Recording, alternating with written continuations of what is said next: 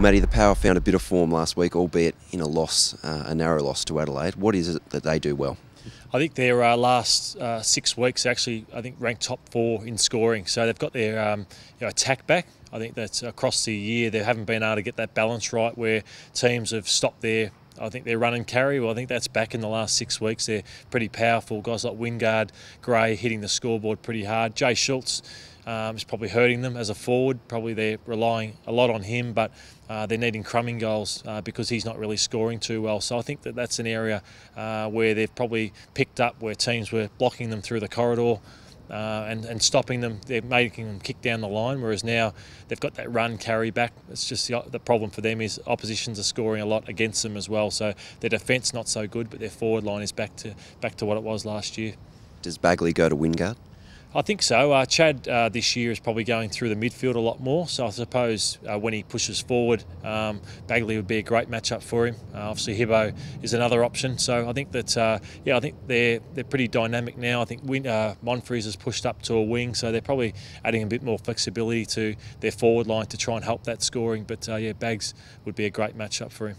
And Boak and Gray are very good around the clearances, strong bodies. How do you see that matchup unfolding?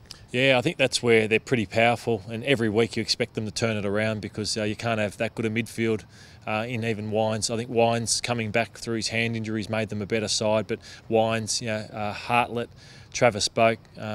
So I think probably in terms of players to stop, I'd probably go Travis Boak in terms of how good he is through the midfield. A guy like Ollie Wines, you can't stop him too much. He and Dyson Heppel probably could go head to head, and we'll see who can hurt the opposition most on the outside.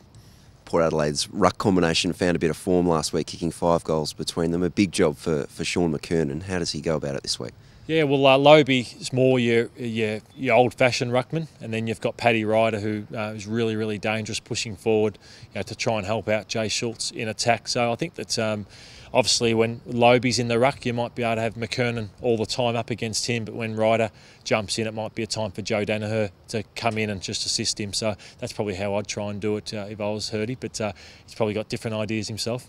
So Essendon will have another youthful side again this week. With 7 games to go, can we expect them to sort of really start finding their feet at AFL level, or is it going to take a bit longer than that? I think once you've played 10 to 20 games, you start to really believe. A lot of them have had games through previous years, games this year, so I think you've got to give a long stretch of games to have someone believe in themselves at AFL level. And I think Jackson Merritt's one, for example. Marty Gleeson, I think, has had a fantastic year.